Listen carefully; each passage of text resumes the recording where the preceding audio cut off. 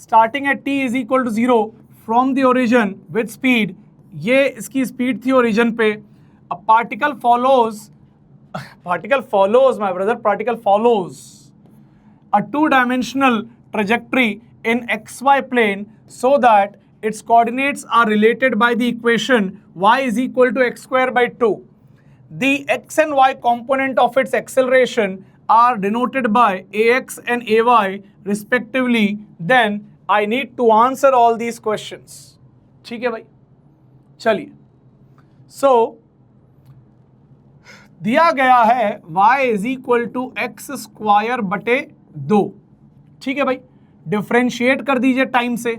So dy by D T is equal to 2 times x divide by 2 into D x by D T. यहां तक clear है सबको? एक step में ये यहां आ गया, वन स्टेप, फर्स्ट स्टेप में यहां आ गए, ठीक है जी। इसको फिर से डिफ्रेंशिएट, ये 2 काट दीजिए, कोई बात नहीं, इसको फिर से डिफ्रेंशिएट कर दीजिए। So d square y by D t square is equal to, यहां प्रोडक्ट रूल लगाइएगा क्योंकि एक है x और एक है d x by D t. So दो चीज़ों का मल्टीप्लीकेशन है, प्रोडक्ट रूल लगाएंगे तो पहले x को डिफ्रेंशिएट करेंगे। So d x by D t into D x by D t plus फिर x को नहीं छुएंगे, एज इट इज रख लेंगे और d square x by d t square आ जाएगा। इसको फिर से डिफ्रेंशिएट कर देंगे। तो 2 स्टेप में आप यहां आ गए। और अगर आप इसको ध्यान से देखेंगे तो आपको ये दिखेगा कि ये कुछ ऐसा लिखा हुआ है, ए वाई का square is equal to we x का स्क्वायर प्लस एक्स इंटू ए एक्स प्लस x इंटू ए एक्स। क्या ये बात आपको क्लियर है? Is this clear? बोलिएगा एक बार बोल दीजिए भाई, क्या ये बात आपको क्लियर है?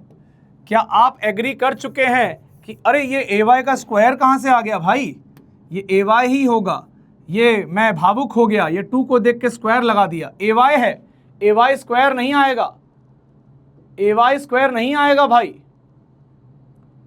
ए वाई स्क्वायर नहीं आएगा। क्या यहां तक क्लियर है?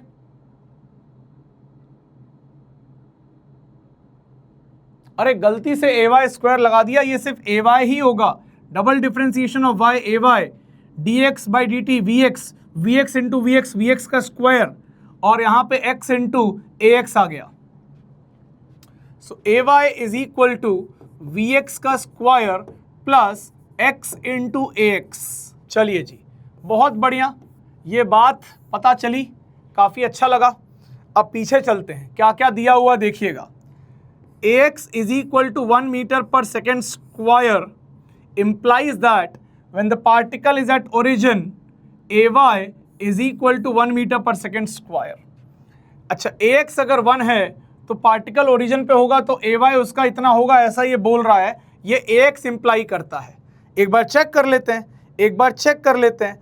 तो जब हम चेक करने गए तो जब पार्टिकल को हमने ओरिजिन पे रखा, बहुत ध्यान से देखिएगा, पार्टिकल ओरिजिन पे था, यानी कि पहले वाले केस के लिए x 0 डाला, उससे क्या मिला, ay मिला हमें vx के स्क्वायर के बराबर, क्योंकि सेकंड टर्म हो गई 0, यानी कि ay का कोई लेना देना नहीं है ax के साथ एट x इक्वल टू 0।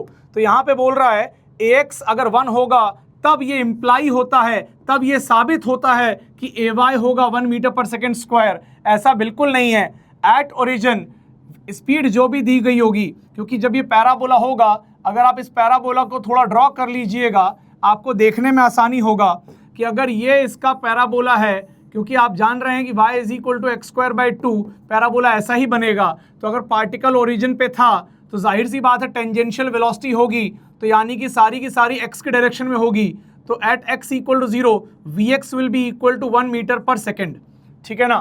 तो अगर एट x इक्वल टू 0 पे ay vx है, vx का स्क्वायर है, तो ay will be equal to 1 का स्क्वायर, यानी कि 1 मीटर पर सेकेंड स्क्वायर। लेकिन ay को 1 बनाने में ax का कोई हाथ नहीं है। अगर ax 0 है implies that ay is 1 metre पर second square at all times. इसको भी चेक कर लेते हैं। अगर ax 0 होगा, अगर दूसरे वाले कंडीशन में ये कह रहे हैं, दूसरे वाले कंडीशन में ये कह रहे हैं कि अगर ax 0 हो गया है तो ay सदा ही वो 1 रहेगा। तो क्या ये बात बैठती है? चेक कर लो। ये फॉर्मूला था, ax को 0 डालोगे तो ay कभी भी ध्यान से सुनिएगा, अगर आप इस बात को समझिए कि अगर ax को 0 डाल देंगे तो ay हमेशा क्या रहेगा?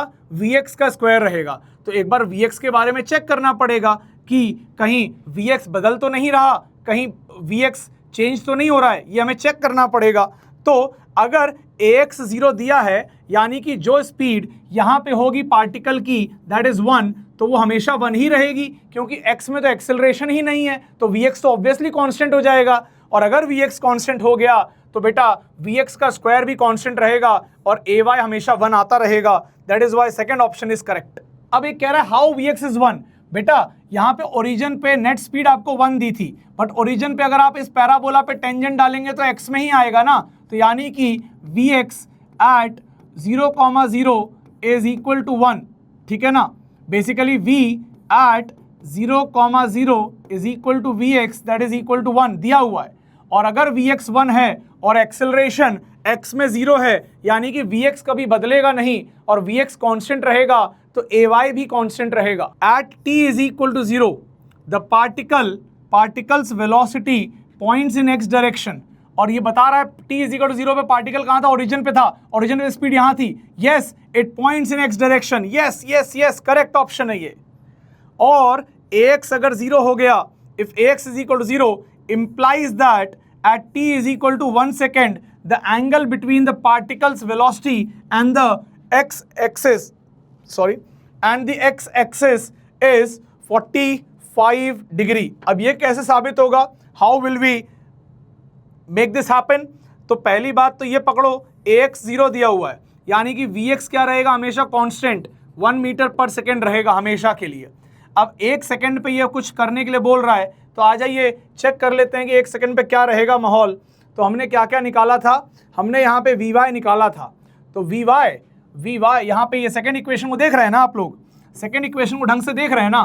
तो सेकंड इक्वेशन एक्चुअली क्या लिखी हुई है? vy is equal to x into vx लिखी हुई है। अब क्योंकि vx की वैल्यू क्या है? कांस्टेंट। कितनी? 1 मीटर पर सेकेंड। तो 1 सेकंड में x में कितना चलिएगा? 1 मीटर चलिएगा। तो 1 सेकंड के बाद x का वैल्यू भी कितना हो जाएगा? ये 1 हो जाएगा, 1 मीटर, क्योंकि ये कांस्टेंट दिया हुआ था, दिस वाज कांस्टेंट।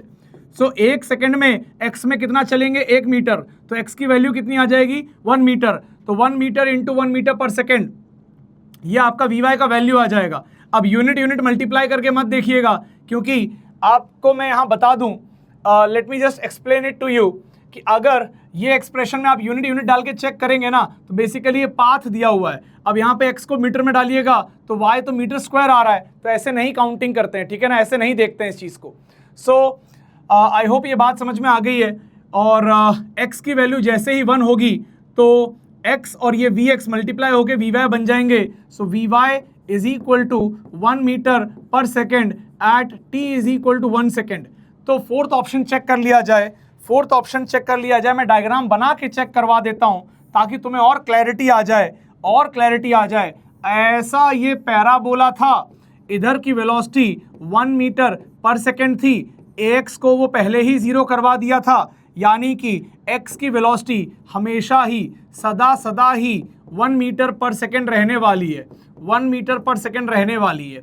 तो भैया अगर कोई चीज़ आगे की ओर हमेशा 1 मीटर प्रति सेकंड से बढ़ेगी तो 1 सेकंड बाद कहिएगा भैया 1 सेकंड बाद वो कितना आगे चली जाएगी? तो वो 1 मीटर पे चली जाएगी, यानी कि इस पॉइंट पे x की वैल्यू 1 है और vx की वैल्यू 1 है, और vy का हम रिलेशन जान चुके हैं, that is x into vx। और जब x भी 1 है और vx भी 1 है तो vy कहिएगा कितना आएगा? 1 मीटर पर सेकेंड आएगा। तो भैया अगर ये vy है और ये vx है और दोनों बराबर हैं तो नेट वेलोसिटी किधर आएगी? नेट वेलोसिटी 45 डिग्री एंगल पे आएगी। और यही बात लास्ट ऑप्शन में शायद वो बोल रहा है कि अगर ax 0 होगा implies that at t is equal to 1 second, angle between particles velocity and x-axis is 45 degree, and that is going to be a correct answer. Answer will be B, C, D.